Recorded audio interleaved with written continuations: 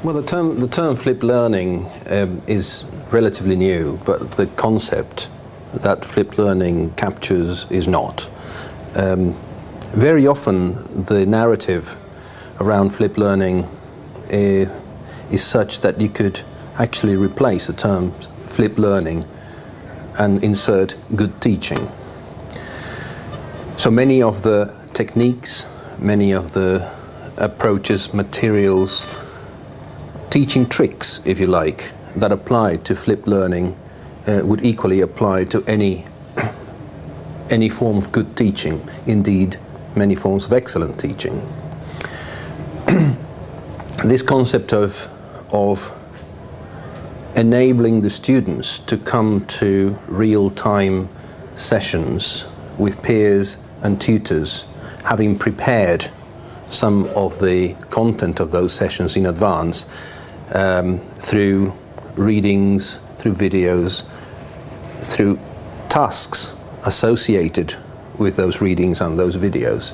That provides a context that is far more conducive to the achievement of learning outcomes, far more conducive to engagement during the session, and conducive to the consolidation of those concepts during and after the session.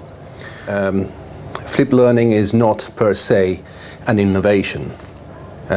We can do pretty dire, traditional, boring things within a flipped learning approach. It is how we implement the flipped learning approach that makes that practice helpful, innovative, enabling, engaging. The key here lies in the how rather than the what. So how is it put into practice? Is it context sensitive? Does the tutor think that the learning context where the flipped learning approach applies is an appropriate one for that approach to occur? Is the learner profile the right one for this approach? And there has to be an element of risk-taking, and you've got to be able to evaluate that as a tutor and then adjust your approach accordingly.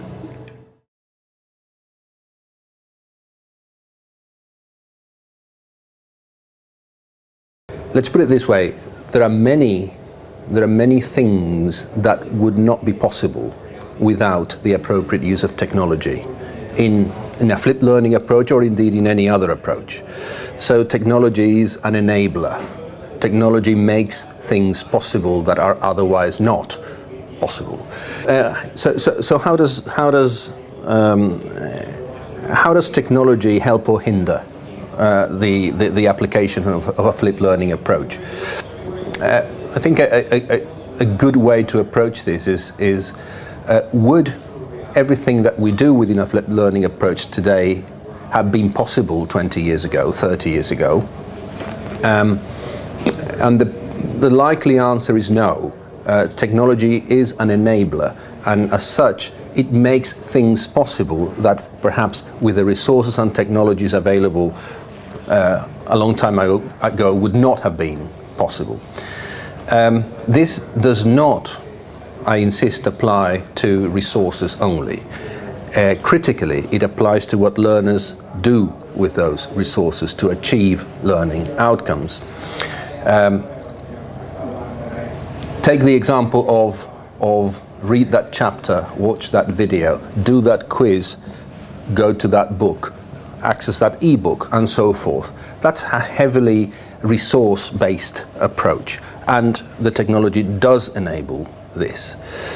But beyond that, if a bit of time and effort on the part of the teaching team is spent on designing a proper scaffold around those resources so that learners are able to turn that input into intake through the completion of preparatory activities that make use of those resources for a particular purpose, then A, the flipped approach begins to make much more sense, and B, the technology becomes critical, because those activities are not knowledge testing activities to see whether you've understood the text.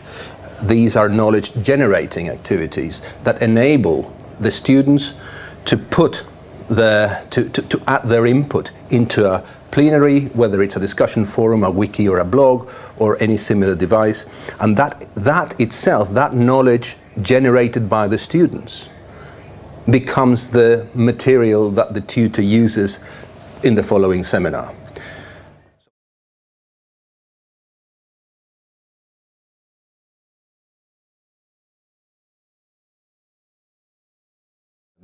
There are a number of things that they might want to consider. One is to really focus on well-established, well-rehearsed and well-researched processes for course design. Particularly taking into account that the design of a course should be a team approach. It should not be you teach module A, I teach module B, he teaches module C. Instead, if we focus on the design of the course as a collaborative effort that will result in a highly student-centered, technology-enabled, blended proposition, then there are well-established approaches that enable course teams to design in that way, and therefore the resulting program or course is highly likely to turn out to be collaborative, student-centered, technology-enabled, and very, very accessible. Of course, at Northampton we use one of them, which we call Cairo. In the literature it's known as Carpe Diem, but other institutions use other similar approaches. I would advise our colleagues in the network to review some of these approaches, not just from the point of view of the literature, but to get their hands dirty with them, to have a go at redesigning existing modules using such approaches, invite colleagues who are already doing such things into the institution to run a couple of these things for them and with them, and develop capacity so that they themselves become future workshop facilitators to multiply and redesign other programs in turn. Then there's the delivery side of it, which is all of the design is great, but the best design can fall into the hands of the wrong teacher and be a failure. Similarly, bad designs that fall into the hands of a good teacher become a success. So the delivery side of this very much revolves around practice, around what makes a good teacher in the classroom and online. And there are a number of tools to enhance that. One of which is peer observation, and peer observation for development rather than peer observation for performance management. And there are, again, there's literature and there's a lot of practice, accumulated practice over the decades on how that works well for practitioners, for teachers in multiple contexts, where the mutual feedback on each other's teaching helps not just pick up ideas, but change practice for the long term. So in sum, I would say, look at design, look at approaches to design, make those designs happen through actual engagement with them. Look at delivery, consider tools like peer observation to change practice across the board.